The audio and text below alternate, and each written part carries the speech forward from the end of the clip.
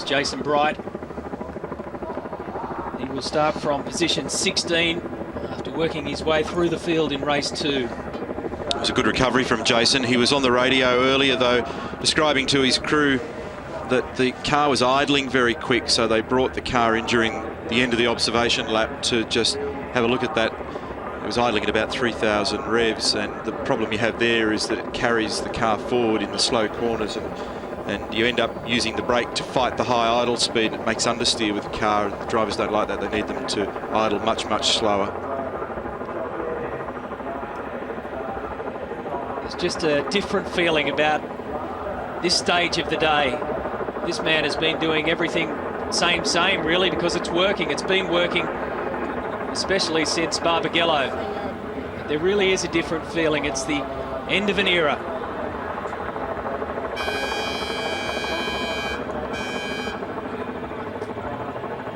Race 3 about to get underway. Let's check out your Fuso start grid for the Placemakers V8 Supercar International. Garth Tander is now the championship leader by just 1 point. Alongside him will be Jamie Whincup, who made up 2 spots in race 2. Rick Kelly and his brother Todd Kelly make up the second row of the grid. Todd Kelly picked up 2 spots in the second race, and both of these guys worked up their way 4 spots throughout race 2. You've got Courtney and Scaife, then Craig Lowndes and Will Davison making up row 4. Mark Scaife said to me earlier between races 2 and 3 that he managed to tune his car to a standstill, end quote, and he's now gone back to some earlier settings for this 3rd and final race. The 6th row is where we find Greg Murphy and Max Wilson. Those guys had a great battle throughout the second race, and in fact had a bit of contact as well. Lee Holdsworth and Cameron McConville. Here is John Bowe, second time in the points this season when he finished 15th in race 2, and we already mentioned Jason Bright had worked his way up through the rear of the field. Dean Canto had a big off in the first race, finished 17th in the second. And Stephen Richards, we saw the tail end of a spin down near the hairpin. He did that on his own, he told me. He was trying to get by Paul Morris at the time and arrived there a little hot. And that was after the trouble through turns 2, 3 and then 4 on the opening lap of race 2. Mark Winterbottom, with a whole stack of troubles throughout the second race, ended up losing 21 positions. Shane Price starting from position 25. And down to the back of the grid we go. Andrew Jones and Paul Dumbrell, 27 and 28, and here is our 29th and final starter for the 3rd race, Paul Morris. So the casualties so far, Jason Bargwanna and Jack Perkins as well. Here we go. Greg Murphy. There's a few scores to settle there.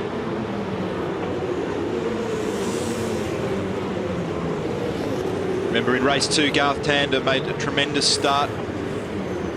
In this race now, minus Mark Winterbottom, which is such a shame given his individual performance and the performance of his crew and car this weekend. But he'll be climbing back through the field from 23rd, trying to get some valuable points. Onboard camera coverage this weekend. Here we are, Big Pond camera with Rick Kelly. Toll HSV dealer team car. Been just knocking on the door, but hasn't quite had the pace of the first couple of cars in the field, but he's accumulating rock solid points at the moment, the reigning champion. Averaging around 50 points around Rick Kelly. You might notice there that some of the teams on this lap and in the previous lap that they've just had, the sighting lap, they have their lights on throughout this lap. It is to highlight Fatality Free Friday, which will be taking place next Friday, the 27th of April. National campaign coincides with the first UN Global Road Safety Week, and the aim is to have no road fatalities on Fatality Free Friday. And that is the same website as well, fatalityfreefriday.com. Information for adult drivers. So these guys really know how to throw the cars around at maximum speed, but they are always thinking safety, and they're highlighting Fatality Free Friday for next week. On a circuit as tight as this, pit stops are going to be absolutely crucial once again in race 3. Now, Craig Lowndes had the fastest in race 2, 4.1 seconds they pitted in. Ford Performance Racing have been working hard. They did a practice change yesterday and got in and out in 2.65 seconds, which is lightning fast, so they are flying at the moment. That paid off for them earlier on in race 2 when Mark Winterbottom was able to jump ahead of Garth Tander. They're hoping for more of that. Interesting to note too with the Toll HSV cars, when they came into pit lane after that sighting lap, both teams took front wheels off and placed them back on. I asked the reason for that. They're actually checking they've had loose nuts, so they were just making sure that the tension is absolutely right. On the grid also, guys, I noticed that Stephen Richards at FPR, they've changed the steering wheel. It was a mad frantic dash. He's had problems with comms back to communications back to the guys in the pits. What they're now doing, they've changed the wheel, but they are preparing an old-fashioned pit board to get him through this one. Bit of a throwback. Thank you, Daniel Gibson and Mark Beretta patrolling pit lane for us. As always, they're going to be busy, very busy today. Cloud cover is above us. Garth Tander is in front of us. He starts from position number 1, aiming for his second straight clean sweep of a V8 supercar round. Last car ready for a start. We are ready for go. We're going to do it one last time here at Pukekohe. This is it, and Tander's got another good one as well. The Holden Racing team shoot up alongside him, and they go into second. That's Todd Kelly. So Jamie Whincup has been swamped down to turn 1. Todd was very quick off the jump. Jamie Whincup, a poor start. James Courtney, not a bad start. Midfield sandwich again, and a few nervous moments for Stephen Richards, who found himself in trouble there throughout race 2. But this is a familiar sight. Tander, this time he's got Todd Kelly to deal with. Down the back straight. The hairpin at turn 5. Can Whincup get a place back that he's already lost? Started from second. He has now slotted back to 4th. Trouble already, or is it? Yes, it is for Will Davison. I actually think he made a spot on a couple of spots on Mark's skate, but I think there was a bit of contact back there at the hairpin. So a little damage on the front left corner of the number 18 Jim Beam entry. 61.4 standing lap time for Garth Tander and half a second margin over Todd Kelly.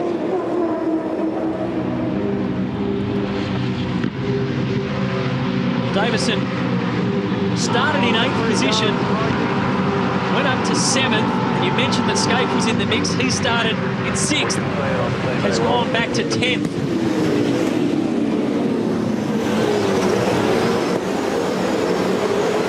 James Courtney. There's sandwich between the two. Team Vodafone 888 Falcons of Whincup and Lowndes. On board with Rick Kelly for the start, and look at his brother Todd go straight on the inside. Zips around Whincup. Rick went with him. Jamie really took a hiding off the line, didn't he? Just got monstered by everybody. Todd Kelly, a ripper start. Fastest lap so far, not surprisingly. Garth Tander, 56.7. And he's got 0.6 of a second over Todd Kelly. Todd just covering his brother there. You can see that Rick was just getting the benefit of the tow being provided by the preceding car. Whincup's done the fastest split to the end of the first sector. So as the tyre pressures, tyre temperatures and brake temperatures come up on that car, it's normalising well for him, and he might have some firepower yet. He's matched Tander throughout the second sector.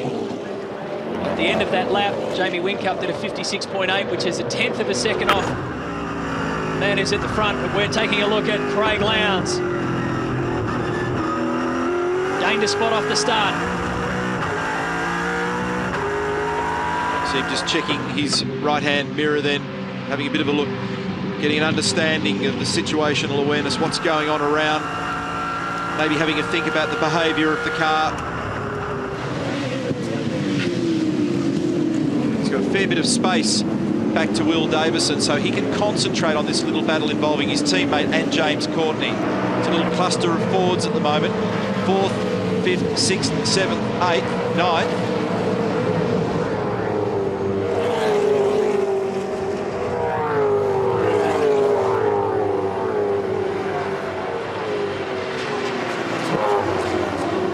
Situation with Will Davison appears to have sorted itself out, which is a rarity. Most problems don't fix themselves. We're not seeing any more traces of the smoke on the front left corner of that car. 56.68 for Todd Kelly now, fastest lap of the race. 1/100th faster than Garth Tander. Still just a little over half a second between those two. Here's Davison, he's 7th. So it would have been just the front air dam or a little bit of the front guard or something rubbing on that tyre, and it's obviously pushed itself back. Courtney up the inside here of Whincup. Done. Through. That's probably the cleanest move we've seen at turn 5 all weekend. Courtney goes from 5th to 4th. A bit of a frustrating weekend for James, because remember the great speed that he showed in the second period of qualifying. They had an out-of-round wheel on the car, and subsequently they had to use their 3rd set of tyres to get the most out of the car in the 3rd period of qualifying. And then they had that tardy pit stop, and that hurt him, because this car's been quick this weekend, but you can't show it when you're buried. Very quick. He's just set the fastest lap time in that one that we were just watching, and that included that move against Jamie Whincup, Ross and Jimmy Stone. He's 1.3 seconds behind Rick Kelly, so we'll monitor that margin and see whether James is able to do much. Stone brothers have been coming here for a lifetime. Never had overall success.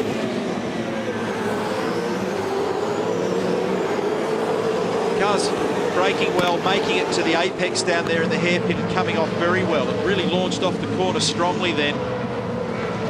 Looked like it had a little more strength in that regard than Jamie's car.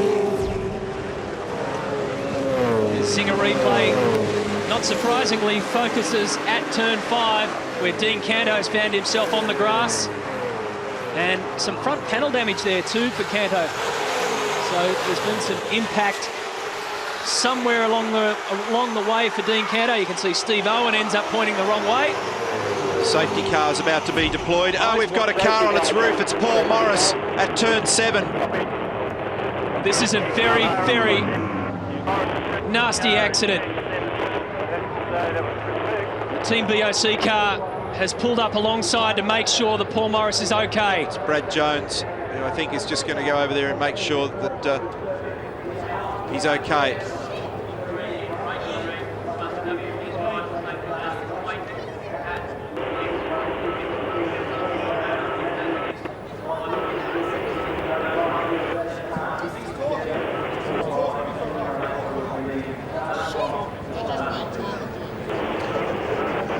Marshall's quickly onto the scene here.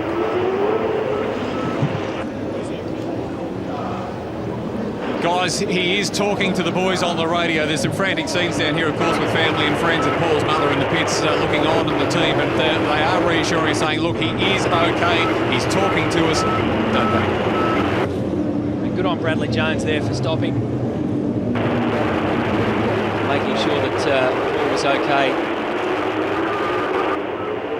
So not surprisingly, we're under safety car conditions, but that is surely the least of our concerns at the moment. We certainly hope that Morris is okay in that one. That's a horrendous sight. The Zinger replay will show contact into the wall, and it flips the Team Cirame car upside down and rolling. Yeah, fortunately, the rollover, now that I've seen it, wasn't as bad as otherwise might have imagined. So side by side, the reason was Brad's car tripped over the curb, and they did both back in there. Oh dear. Nasty incident. And Paul Morris will be wondering what on earth happened then. All of a sudden it just would have been crunched from the left side. The guardrail's done a great job there of just cushioning that impact. And in rollover terms, it's not that bad. I mean, it's a pretty wild incident to witness, but a relatively gentle rollover as Paul now scrambles free.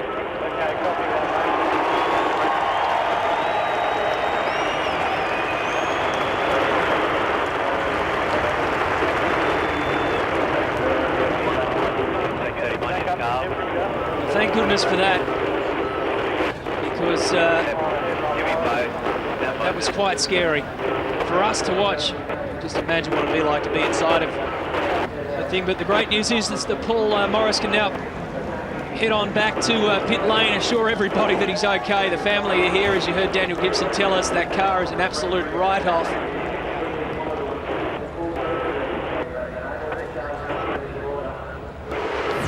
Paul's wife there, obviously looking pretty concerned about it. Bradley's had a moment which has then steered him right. It really didn't like the bump at the top of the curbing there, the two of them side by side. And it's flicked into the side of the Sirame entry. Just ridden itself up the wall. It's going to be an expensive incident for them. Not only financially, but in time terms, because there's, we're obviously on a long way from home base, and there's going to be a lot of work required to get that car up for Winton. So the WPS Chrysler safety car has us under control at the moment. The good news is Paul Morris is okay. Sometimes you just have to stop and stare, don't you? I mean, you really can't explain those things until you go back. And that sawtooth curve there at the exit of turn 6, I was actually watching one of the in-cars, Neil, when Craig Lowndes went around there, and it just struck me how violent it is on the car. And that's pretty much what's happened. So Bradley Jones has just caught it at the wrong angle, the wrong time, wrong place, and it's shoved him straight into Paul Morris at high speed, and Morris is the innocent victim in all that. This will also impact the opening of the compulsory pit stop window, I should imagine, so we'll wait for a directive from race control. It's also a time certain finish, as I recall, for this race. So there's some sums to be crunched in all this.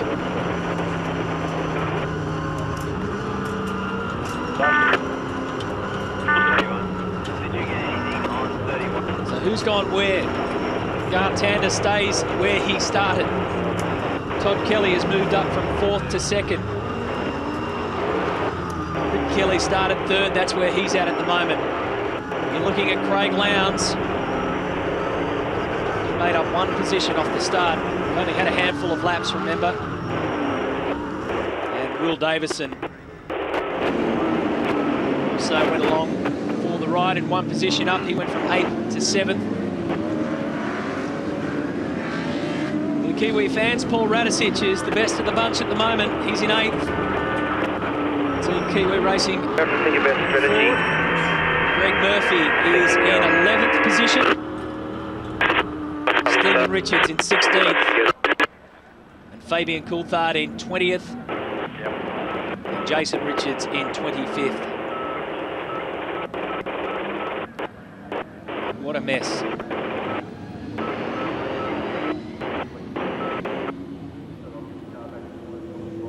Gee, it would have been a rude awakening for Paul Morris as he came up. All of a sudden got slapped into the fence, upside down within a blink of an eye.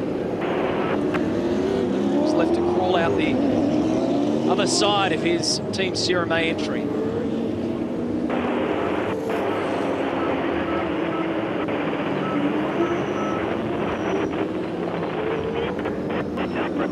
Huge crowd, as you'd expect here at Pukekohe, and it's a great place to come, not only for the racing, but also if you're a fan. The streets of Hamilton provide us with a different challenge from 2008.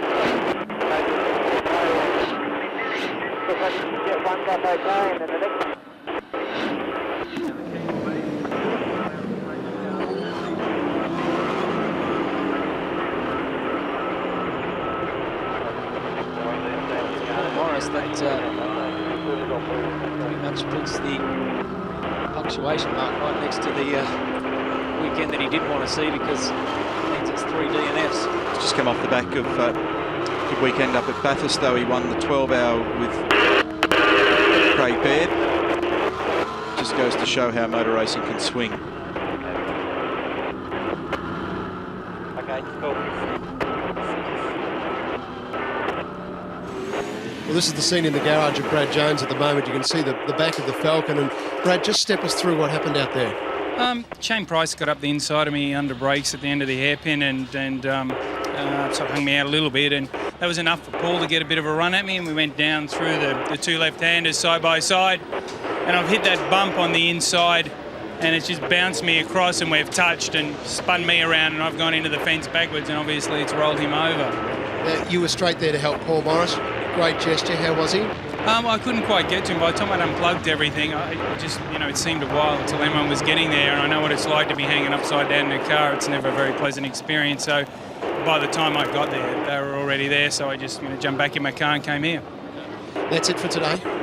Yeah, that's it for today. Last race at Pukekohe. I couldn't say that it's been a great hunting ground for Team BOC, but we'll get it all fixed up and head off to the next one and see what happens at our home ground in Winton.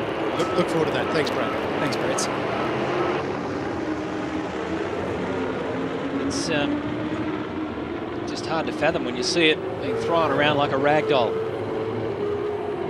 And this is where the hands safety device that the drivers use, which gives them neck and head support, really becomes a fabulous safety tool. I mean, obviously they're very well tethered in the cars with 6-point safety harnesses and roll cages and lots of redundancy to protect the driver, and obviously great marshalling and first intervention vehicles. But that hands device has really been another great benefit that's been added in the recent past. It's compulsory for all drivers to wear. One problem always leads to another in motorsport, doesn't it? Fluid left on the track behind.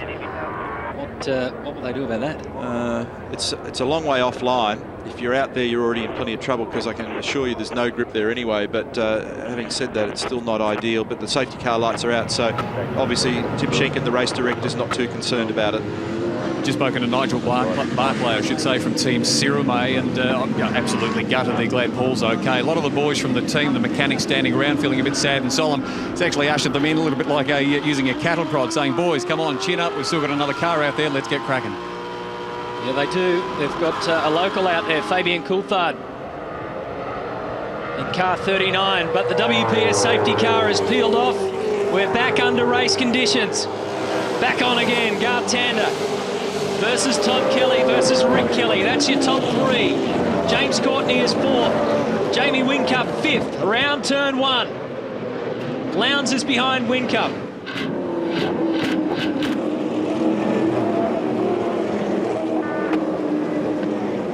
Down that back straight. And if you were with us for race 2, you would have seen how composed this man's teammate in particular was. Garth Tander, every time they stopped and started, it still didn't upset his rhythm. And that is the making of a champion. Two Kellys are having a pretty vigorous race here. Rick's having a look, and his brother's onto it, and he's covering. He doesn't want to lose a spot. They share a surname, and they're sharing almost the same bit of road at the moment, but they're both pretty keen to be in front of the other.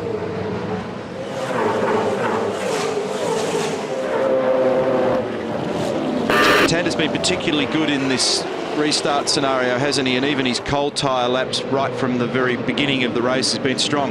Todd's running with him here, though. He's actually closed the margin a little this time through. Picked up a 10th on him in the first sector. You can see the margin. Fastest lap of the race so far, still James Courtney, 56.65. See, James is running with them as well. It's been a real shame this weekend that events have conspired for him not to be in this battle. It would have been good to have him spice it up, but a long way to go, so it's certainly not over yet.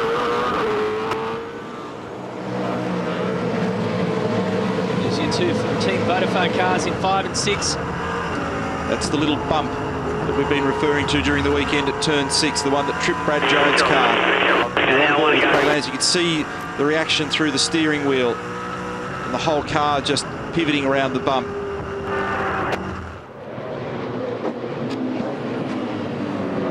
.56.7 for Garth Tander that lap, 56.9 for Todd, 56.8 for Rick, 7 even for this man, James Courtney.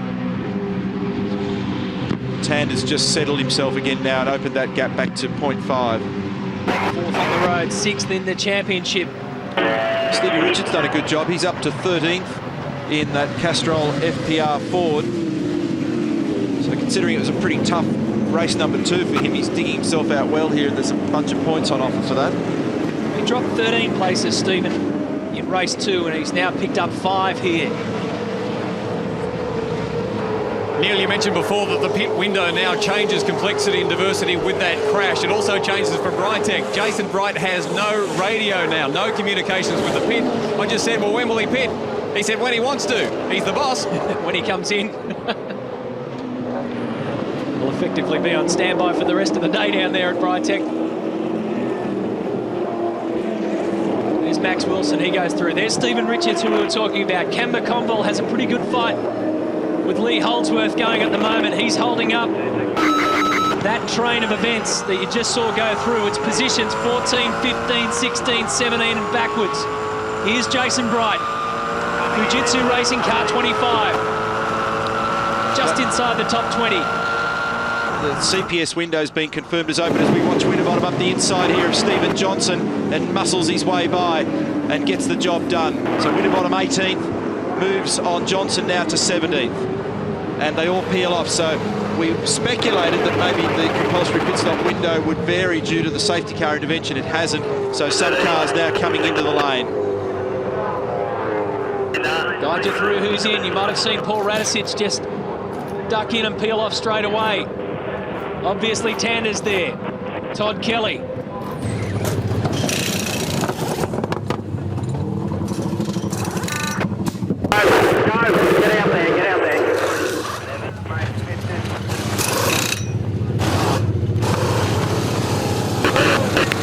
There's Todd Kelly. I think Todd's gone by. Todd's gone. That was 1, 2, 3, 4, 5, just inside behind Russell Ingall and Stephen Richards. A different problem on the right-hand side that we couldn't see. They got the left one okay. And the first little glitch. Todd's gone. His first glitch in Garth Tander's armour this weekend, and you're right, Todd has gone.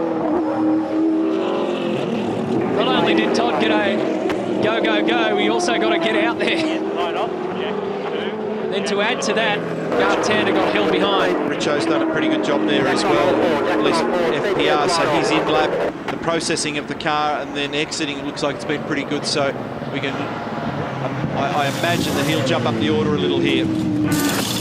Lowndes is the race leader from Greg Murphy. It's Will Davison.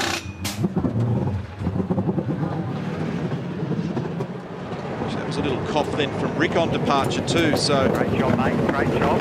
the car hesitated as he launched. So he's just in front of Courtney. Look at this.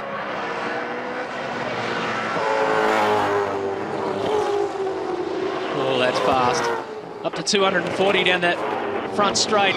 So I think Rick's got him. I think Rick got his brother there. He has. So Rick has track position over Todd. And James Courtney, I think. Just a matter of where James slotted in behind these guys. Behind Rick anyway. But Todd was flying down the outside of the track, so Todd is in second. There you go, 1, 2 and 3. Effective for the guys that have taken their pit stops. And Jamie Whincup also there. Scaife, that's Tander. And there's Stephen Richards, who's benefited greatly from his stop. Craig Lowndes is the race leader from Mark Winterbottom, Stephen Johnson, John Bowe, Jason Bright. Remember, these drivers have not yet done their compulsory stop. The leading driver who has completed the stop, Rick Kelly, followed. That was close. Not good news for Garth Tander on that stop. They had a crossed wheel nut, a crossed over thread on that right-hand rear, so that's what slowed them down on that stop. Not happy with that. Paul Morris, good to see you're okay. That is good. It was a hell of a ride. It seemed to go on forever. Talk me through it. What did you see? What did you feel? Brad had got a bad run out of the hairpin, and I got in front of him coming into the left-hander, and as we turned right, there was contact in the rear of my car, which just sent me off the track. So I thought I'd given him plenty of room, but obviously, he wanted a bit more. Glad you're okay. Thanks. Paul obviously hasn't had the benefit of seeing the pictures yet. When he does, he'll realise what's happened there, that the Team BOC car has launched off the curb and turned right into him. It's one of those things, unfortunately. Rick Kelly, fastest lap of the race, 56.45.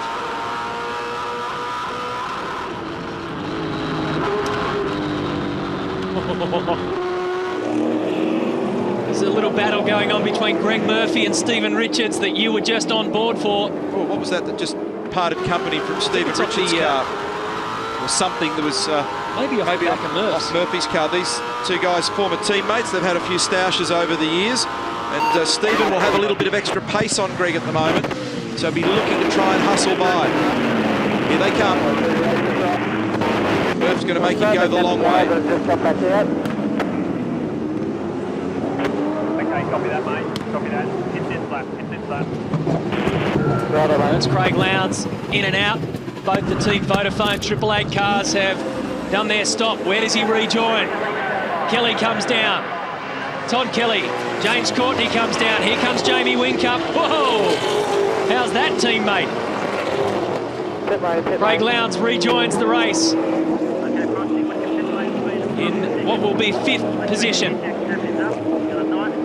Winterbottom, Bright, Canto, the only guys yet to have pitted. He's got a really good run in the pit.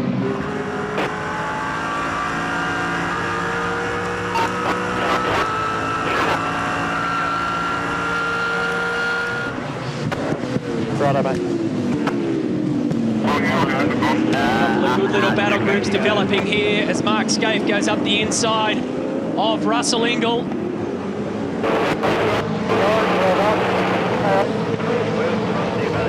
It's a brave place to be up there on the outside again at turn 6.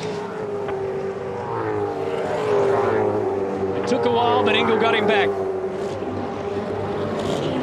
Now defends that position. Down along the control line and back to turn 1.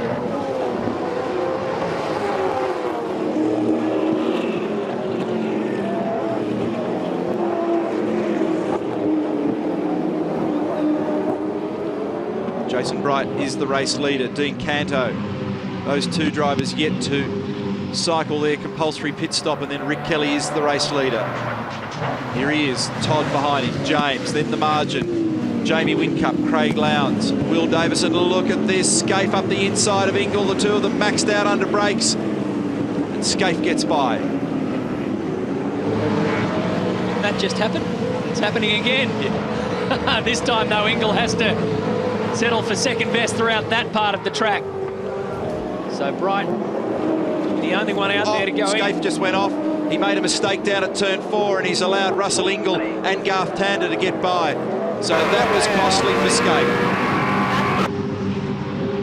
Just got a little wide down there, carried too much speed. Half a car width wide on the groove, no grip there, and he was in trouble. Look at Richo, gnawing away at the back of Greg Murphy. And Ingall, Tander, side by side in the braking area. And the Ford Performance Racing are frustrated by Murphy, and they're now complaining to race control. Oh, Garth Tander, bit of rally cross on the exit of turn 7. Pelting rocks at the number 2 HRT car.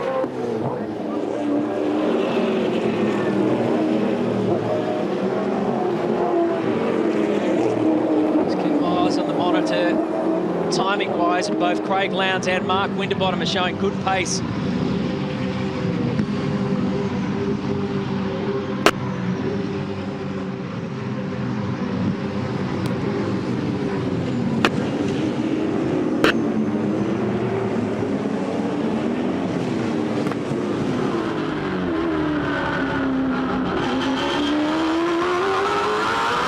rearward from Greg Murphy's car. They launch off turn 5 in first gear, second, third, fourth. 190 k's just across the bump there at 6. Fifth gear as Murph glimpses the mirror to see where Richo is, 250 kilometres an hour into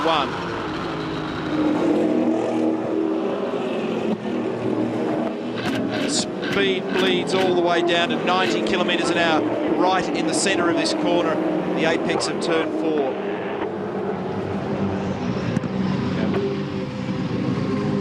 Kelly's done the fastest sector split at the end of 1, 14.3. Lowndes on his teammate. Jamie leaves him space. Not much, but enough.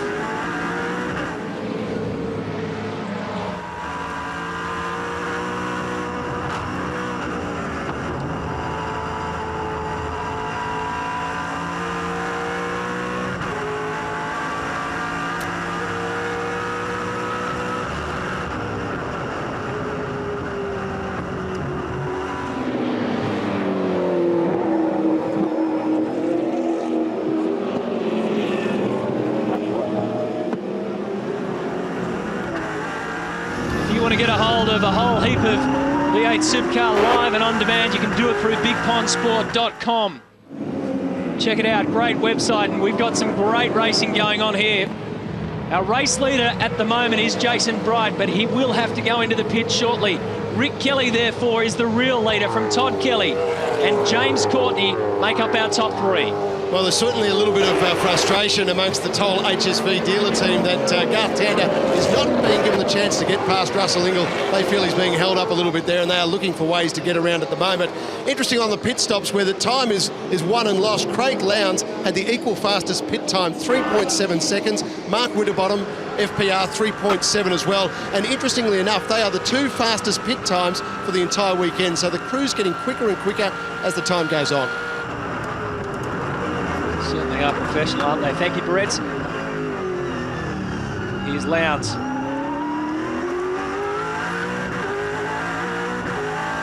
Right along and check out the speeds. Turn 6, up to 7. Really good effort, mate. Really good. Have a drink. Have a drink.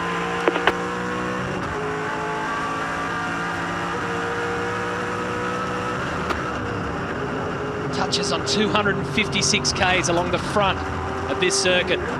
He'll add an extra 20 around the back. Busy through here.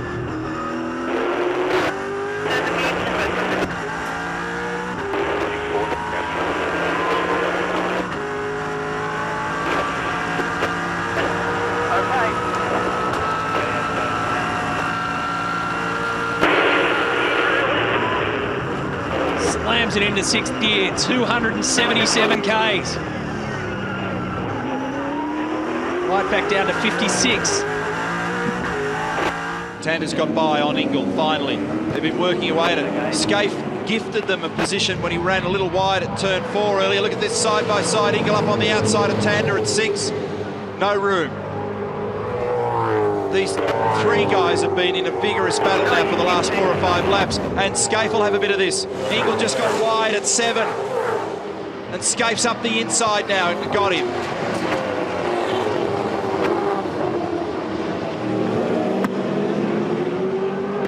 Rick Kelly, race leader from Todd Kelly. James Courtney, 3rd. Craig Lowndes. Jamie Whincup, Will Davidson, Paul Radisich. Outstanding performance for Team Kiwi. Tander, Scaife, Ingall. That's the top 10.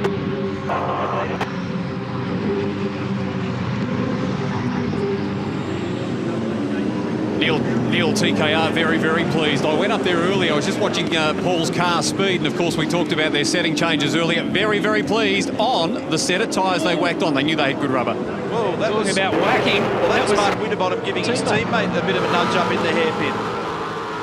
Winterbottom came firing on the inside of Greg Murphy. Richo was caught up in that as well, and that's who ended up getting the tap. He's got a run on him here. Winterbottom will poke the nose up on the inside of Murphy down to turn 1, and he's got it done. Greg was sliding off the top of the hill there. So that means Mark Winterbottom moves up into 12th position. He started this race from 23rd. Hey, well done, mate. That's good work. You're on lap 28. Yeah, I just tapped Richo. Sorry, mate. There's the apology. Just tapped Richo. Sorry, mate. No worries was the word. So Rick Kelly, Todd Kelly continue to lead the way. Interesting to see Garth Tander in this battle. Back in 8th position, surrounded by... So we just take a look at Shane Price and Jason Richards going through. Price wheel spinning it through, surrounded by Paul Radisich, Mark Scaife, and of course Russell Ingall in there. You have to go back a while, don't you, Neil, to check out when Garth Tander was last under attack, because remember he led it from the word go in WA and pretty much did the same here. So aside from yellow car safety conditions and also pit lane changes, he really hasn't been under maximum attack for a couple of rounds. No, certainly not this weekend. And the last time that he was having to fight back was after that problem he had in the pit lane in Adelaide, where he was released into the traffic there, if you recall. Oh, big problem here for Dean Cando, up against the wall as well. And I suspect also at the exit of turn 7, the final corner. This will be a safety car. Full course yellow. It's about 100 metres further along from where Paul Morris went off earlier in the race. And also We can Jason see Bargwanna yesterday. Dean's moving and okay. This will compress the field again and take a little while to clean up as team owner Gary Rogers looks on. This will be at least 2 or 3 laps of safety car. Down to the floor, and then I turned into the last turn and then just suddenly broke in the left front.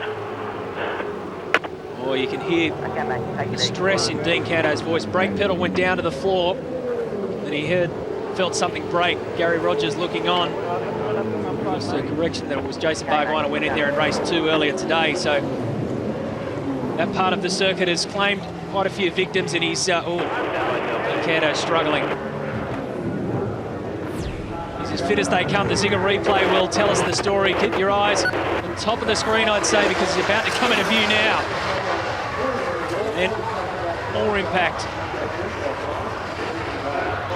Breakages this weekend. Now on the loaded side of the car, we saw earlier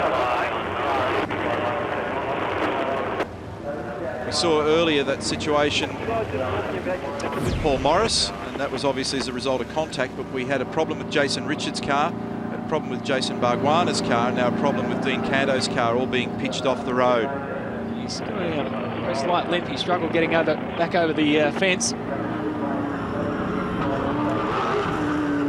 Dean Canto, who found the trap turn 1 in race 1, now finds the wall. The Armco at the top of turn 7. This race is only going to run until 45 minutes past the hour. We're at 35 minutes past the hour now, so it's not going to run its full distance. There'll be at least 2 or 3 laps. Safety car will be slowed right down here. The Chrysler WPS safety car will just bring the field quietly under control to try and give the crews the maximum amount of time to get the car off the road. What about this for a situation at the moment in terms of overall points for the round, as they stand at the moment with Rick Kelly leading? He's currently on 58 points. Go down to position 8. There's a bloke called Garth Tander who's also on 58 points. Third overall for the round is Jamie Whincup on 48. You saw there Todd Kelly on 47. So if it finishes as it is at the moment, place-wise, you're going to have 2 drivers, 58 points. Simply scurrying through, didn't it? I believe it's the highest finisher of race 3 who ends up with the overall round victory. Yeah, the driver with the highest finishing position in race number 3 gets the round win. Therefore, that would be Rick Kelly. Take a look at your Xbox 360 leaderboard. So yet again, these guys have to gather their thoughts before the restart. 10 minutes at the moment, we've got 12 laps to go. Less. Time certain race, so it finishes at 45 minutes past the hour.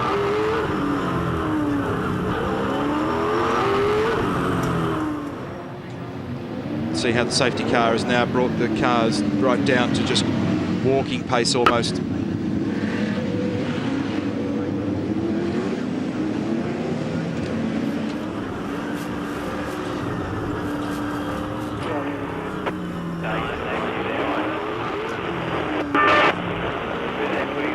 Dean Canto is assisting in the removal of his car. His day is done. Matty, just been talking to Gary Rogers. He said, look, until we get the car back here, we don't really know. But Gary's, he's erring on the side of caution. As we heard on the radio, Dean said the pedal went to the floor. Gary said, I was watching it. I suspect he just had a huge lose, but I guess we'll find out. On other news too, boys, just quickly from the lane, Super Cheap Auto Racing, Paul Dumbrell is out with a split oil cooler, but his teammate has got an excuse, a get-out-of-jail-free card, if you like, for his 15th spot so far. He's wearing Andrew Jones's race boot, boys. You'd reckon that after 100 rounds of packing your luggage, you'd remember to pack both shoes. He came to New Zealand, looked in his bag, he had 2 left boots. Imagine explaining that one. So under yellow, safety conditions. Just reiterating for you that this is a time-certain finish, which will be around about 6 minutes' time.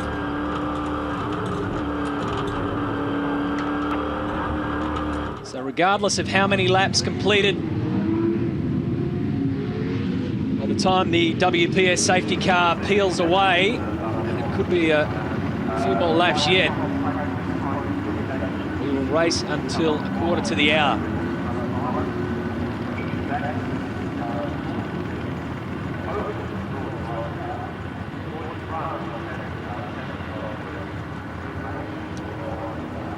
Dean Canto left there to give the guys a hand. They've got pretty much everything they can find on that side of the track to try and get car number 34 away. Chris Jewell, it's been a tough weekend, Chris Jewell, for Rytec. Yeah, it has. We've got a problem in the throttle system somewhere in the linkages. It's either flexing or there's a crack that we can't find. We ran race 2 with 90% throttle and Jason still managed to get up in the middle order.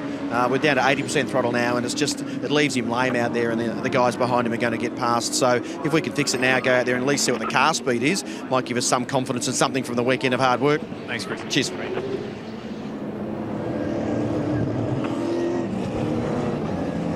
It's not the way we wanted to finish here at Pukekohe, but it's not done with yet. Remember, these laps are over in under a minute. So as soon as that car is out of harm's way, we can let them loose. And I guess the biggest thing that we need to look at when we restart is the battle between Rick Kelly, who's at the front of the field in terms of overall winner for the weekend, the man who's going to hold the trophy at the presentation. The battle will be between Rick Kelly and, at the moment, Garth Tander, who are equal on points, separated by 7 other cars. But if Tander can make up one position,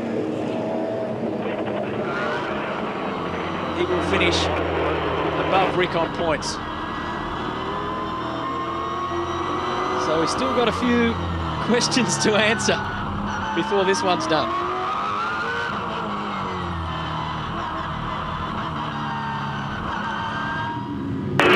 Focus here is going to be whether or not Garth Tander can just grab this extra spot, and that's going to be uppermost in his mind and push pretty hard, I'd say, on Paul Radisich. Jason Bright re-enters the field.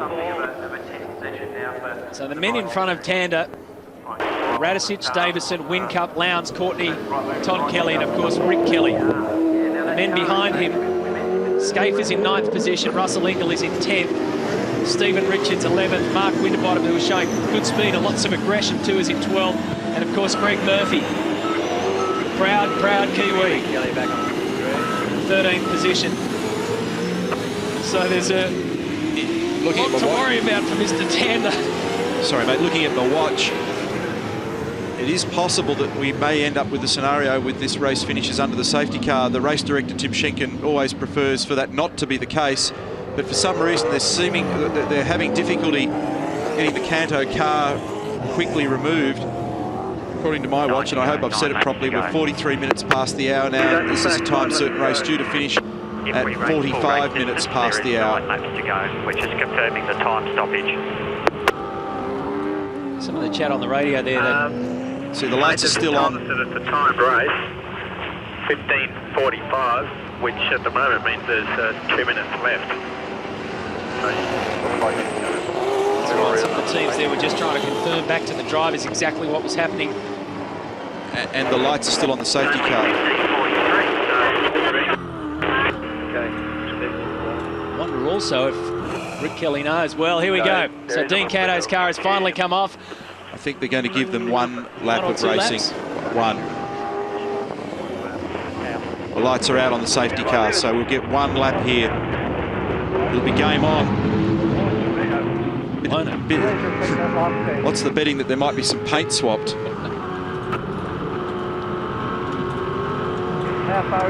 Here's the man who's in the lead, Rick Kelly. In the lead for the race, in the lead for the round, even though he's equal on points at the moment. He finishes higher. Garth Tander here. He will be crowned the champion of the Placemakers V8 Supercars at Pukekohe. And unless something incredibly drastic happens, trying to do the sums in my head, I don't think Ford are going to break the spell. Here we go. We're back on. Not for long, but this will decide our champion.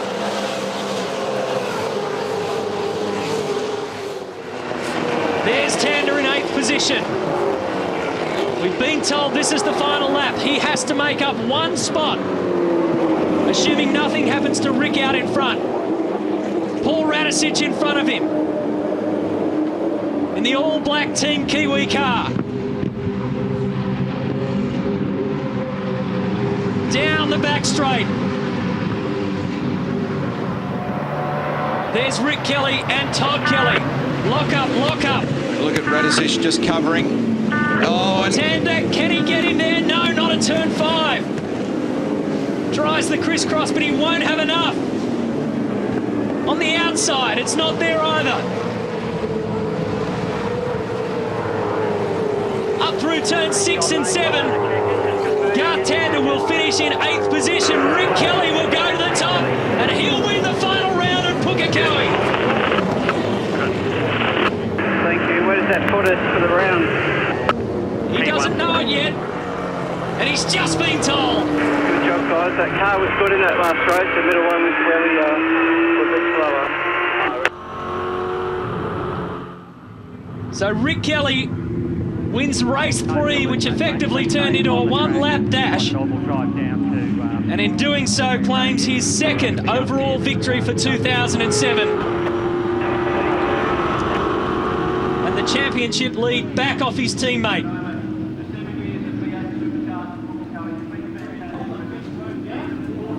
It's Rick's 2nd race win of the season. He won race 2 and therefore the round in Adelaide. He's been top 3 ever since. And now car number 1 finishes number 1. Good job, mate. And that makes Holden 7 straight overall wins here at Pukekohe.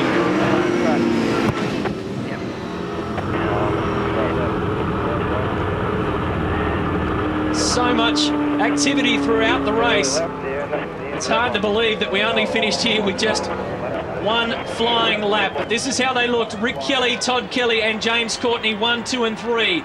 Lowndes, Whincup, Will Davison and Radicic flying the Ford flag.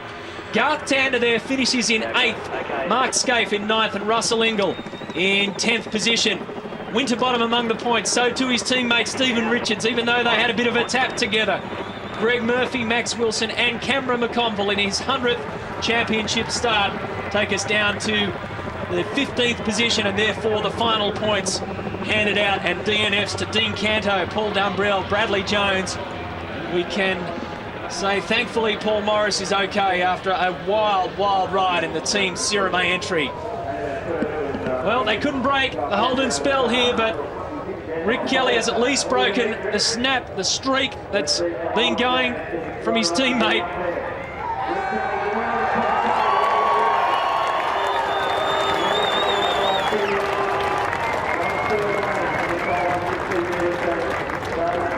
He'll go down in the history books as the last man to win here at Pukekohe in the V8 Supercars.